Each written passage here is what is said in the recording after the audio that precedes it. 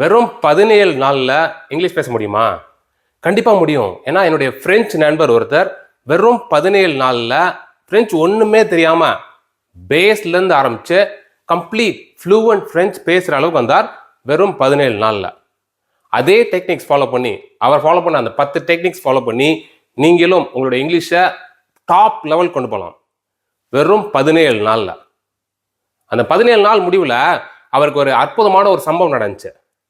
அந்த சம்பவம் என்னன்னு இந்த வீடியோ கடைசியில் சொல்கிறேன், கண்டிப்பாக பாருங்கள். அதுக்கு முன்னாடி அவர் ஃபாலோ பண்ண 10 டெக்னிக்ஸ் என்ன அதுதான் பார்க்க போகிறோம். ஃபர்ஸ்ட் அவர் என்ன பண்ணார்னா, அவர் ஃப்ரான்ஸில் ஒரு சிட்டிக்கு போயிட்டார். ஒரு சிட்டியோ ஒரு வில்லேஜோ எங்கேயோ போயிட்டு அங்கேயே தங்கியிருந்தார். 17 நாள் தங்கியிருந்தார். அவர் கூட ஃப்ரெஞ்சு மக்கள் தான் இருந்தாங்க. இருந்தாலும் அவருக்கு ஃப்ரெஞ்சில் ஒரு வார்த்தை கூட தெரியாது. அவர் என்ன பண்ணார்னா, technique number 1, he set up a routine. டெய்லியும் காலையில் இத்தனை மணிக்கு எந்திரிப்பேன், இத்தனை மணிக்கு எந்திரிச்சு ஃப்ரெஞ்சு ஆரம்பிச்சு இதெல்லாம் செய்வேன். ஒரு ருட்டீன் போட்டார். ஏன்னா ருட்டீன் இருந்தால் தான் ஒரு மோட்டிவேஷன் இருக்கும். இத்தனை மணிக்கு இது செய்யணும் அப்படின்ட்டு பிரெயினில் ஹிட் ஆகும். இல்லைனா என்னத்தை இன்னைக்கு விட்டுருவோம், ஃப்ரீயாக விட்டுருவோம், நாளைக்கு ப்ராக்டிஸ் பண்ணிக்குவோம், அப்படி தான் மைண்ட் போகும். ருட்டீன் இருந்தால் மட்டும்தான் உங்களால் ஃபோக்கஸ்டாக ஃப்ரெஞ்சு செய்ய முடியும், உங்களுக்கு இங்கிலீஷ் செய்ய முடியும். ருட்டீன் செட்டப் பண்ணுங்க. காலைல 2 hours, சாயங்காலம் 2 hours, அது மாதிரி உங்களுக்கு எப்பெல்லாம் ஃப்ரீ டைம் கிடைக்குதோ அப்பெல்லாம். அப்படி இல்லாமல் டைம் லிமிட் செட் பண்ணலன்னா கூட இன்னைக்கு இது முடிக்கணும், ஒரு டார்கெட் செட் பண்ணிக்கோங்க, ருட்டீன் செட் பண்ணிக்கோங்க. இன்னைக்கு இது, நாளைக்கு இதுன்ட்டு ருட்டீன் செட் பண்ணீங்கன்னா உங்களுக்கு ஆட்டோமேட்டிக்காக ஃப்ளோ வந்துடும். டெக்னிக் நம்பர் 2, காலையில் எழுந்தவொன்னே அவர் என்ன பண்ணுவார்னா, ரெகுலர் வேர்ப்ஸ் அண்ட் இர்ரெகுலர் வேர்ப்ஸை லிஸ்ட் எடுத்து ஒரு 1.5 மணி நேரத்துக்கு எழுதுவார். எழுதி ஒரு ஃபுல் நோட் புக் காலியாகிற அளவுக்கு எழுதினார். கடைசியில் அந்த 17 நாள் முடிவில் அவருக்கு பெரும்பாலான ரெகுலர் வேர்ப்ஸ் அண்ட் இர்ரெகுலர் வேர்ப்ஸை எது அதிகமாக யூஸ் பண்ணுவோமோ அந்த வேர்ப்ஸ் எல்லாமே அவர் தெரிஞ்சிருந்தது. எதனால? அவர் தினமும் எழுதினார். ஒரு புக்கை படிக்கிறதுனாலையோ இல்லை ஒரு விஷயத்தை கேட்கறதுனாலையோ உங்களுடைய ஒரு சென்ஸ் மட்டும்தான் இன்வால்வ் ஆகும். ஆனால் நீங்கள் எழுதும் பொழுது நிறைய சென்சஸ் இன்வால்வ் ஆகும். நீங்கள் ஃபோக்கஸ்டாக எழுதணும். உங்களுடைய டச் சென்ஸை இன்வால்வ் ஆகும் பொழுது வேர்டு நல்லா ஸ்ட்ராங்காக மனசில் பதியும். அதனால தான் சொல்லுவாங்க, நல்லா எழுதி படுறாம்பாங்க. எழுதும் பொழுது ஸ்ட்ராங்காக மனசில் பதியும். அவர் டெய்லியும் 1.5 மணி நேரம் காலையில் ரெகுலர் வேர்ப்ஸ் அண்ட் இர்ரெகுலர் வேர்ப்ஸை லிஸ்ட் எழுதி அதுக்கு என்ன மீனிங், அது எப்படி டிஃப்ரெண்ட் டென்சஸில் கான்ஜுகேட் பண்ணுறது ஃபுல்லாக ப்ராக்டிஸ் பண்ணார். இதுதான் technique number 2. Technique number 3, listen to mistakes. ஒரு மிஸ்டேக் செய்யும் பொழுது தான் நம்மளால் க்ரோ ஆக முடியும். ஒன்று நம்ம மிஸ்டேக் பண்ணணும், இல்லைனா இன்னொருத்தவங்க மிஸ்டேக் பண்ணும் பொழுது அதை பார்த்து கற்றுக்கணும். அவர் என்ன பண்ணார்னா, மிஷேல் தாமஸ் அப்படின்ற ஒரு கோர்ஸ் இருக்கு. அது ஃப்ரெஞ்சு, டச்சு, ஜெர்மன், இந்த மாதிரி ஸ்பானிஷ், யூரோப்பியன் லாங்குவேஜஸ்க்கு உண்டான ஒரு கோர்ஸை. மிஷேல் தாமஸ் கோர்ஸ் எப்படி இருக்குன்னா, 2 ஸ்டூடெண்ட்ஸ் பேசுவாங்க. அவங்க அப்போ தான் புதுசாக லேர்ன் பண்ணுவாங்க. மிஷேல் தாமஸ் சொல்லி கொடுக்குறப்போ அவங்க மிஸ்டேக் பண்ணுவாங்க. அந்த மிஸ்டேக்லேருந்து நம்ம 3வது ஸ்டூடெண்ட்டாக இருந்து கற்றுக்குவோம். மிஸ்டேக்ஸ்லேருந்து கற்றுக்குவோம். அவர் அந்த மாதிரி என்னென்ன மிஸ்டேக்ஸ் பண்ணுவாங்க, காமன் மிஸ்டேக்ஸ் பண்ணுவாங்க, மிஷேல் தாமஸ் மெத்தட் மூலமாக கற்றுக்கிட்டார். அதனால லேர்ன் ஃப்ரம் மிஸ்டேக்ஸ். நீங்கள் பேசி மிஸ்டேக் பண்ணுங்க. இல்லைனா யாராவது மிஸ்டேக் பண்ணுறப்ப அந்த மிஸ்டேக்லேருந்து நீங்கள் லெசன் கற்றுக்கோங்க. Make mistakes, learn from your mistakes and grow through your mistakes பண்ணுங்க. டெக்னிக் நம்பர் 4, நிறைய பேர் சொல்கிற விஷயம் என்னமா, எனக்கு இங்கிலீஷ் கற்றுக்கிறதுக்கு டைமே இல்லை, நான் காலைல 10 மணிக்கு வேலைக்கு போகிறேன், நைட்டு 10 மணிக்கு தான் வர்றேன், டயர்ட் ஆயிடுது, அப்புறம் ஏதாவது என்டர்டைன்மெண்ட்டு தான் மனசு போகுதே தவிர எனக்கு இங்கிலீஷ் கற்றுக்கிறதுக்கு தோண மாட்டேங்குதுன்றாங்க. உங்களுக்கு ஒரு 5 minutes கிடைச்சா கூட போதும் ஃப்ரீ டைம். கண்டினியூஸாக 1 hour வேணும், 2 hours வேணும் அப்படின்ற தாட்டே வச்சுக்காதீங்க. எப்பெல்லாம் ஃப்ரீ டைம் கிடைக்குதோ, ஒரு சின்ன பிரேக் கிடைக்குதா, அந்த பிரேக்கில் ஒரு புக் எடுத்து படிங்க, இல்லை ஒரு ஆடியோ போட்டு கேட்டு பாருங்க, ஒரு வீடியோ பாருங்க.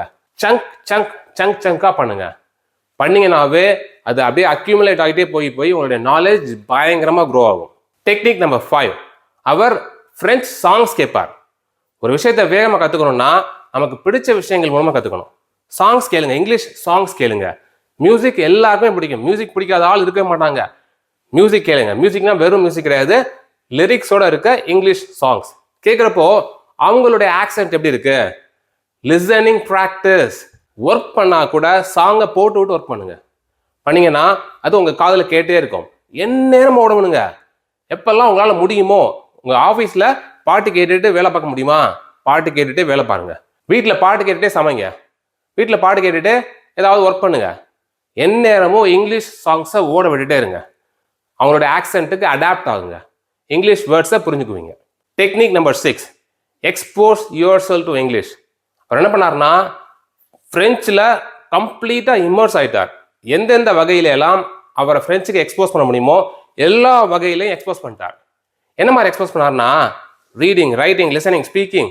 எப்பெல்லாம் சான்ஸ் கிடைக்குதோ ஒரு புக் எடுத்து படிப்பார், இல்லைனா நியூஸ் பேப்பர் எடுத்து படிப்பார், யாராவது வந்தாங்கன்னா பேசுவார், இல்லைனா ஜஸ்ட் ஒரு டிவி ஷோ பார்ப்பார், ரேடியோ கேட்பார், கமெண்ட்ரி கேட்பார்.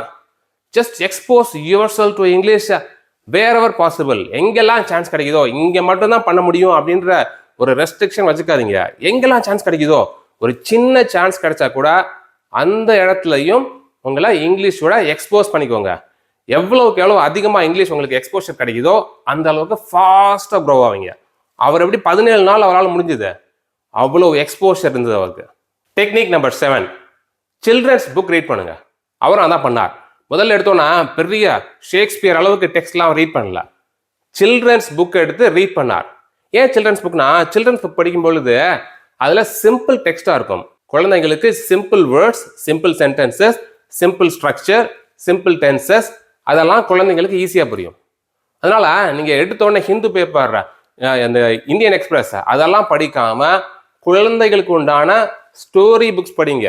படிச்சீங்கன்னா ஃபர்ஸ்ட் பேசிக்லேருந்து ஆரம்பிப்பீங்க, பில்ட் பண்ணிட்டே போவீங்க. முதல்ல சிம்பிள் ஸ்டோரிஸ், அப்புறம் போக கொஞ்சம் காம்ப்ளெக்ஸ் ஸ்டோரிஸ், அப்புறம் அதுக்கப்புறம் கொஞ்சம் பயங்கர ஹை லெவல் இங்கிலீஷ் பில்ட் பண்ணிட்டே போங்க. ஆனால் ஸ்டார்டிங்கில் குழந்தைகளோட ஸ்டோரிஸ் படிங்க, உங்களோட இங்கிலீஷ் செம்ம ஸ்ட்ராங் பேஸ் போடுவீங்க.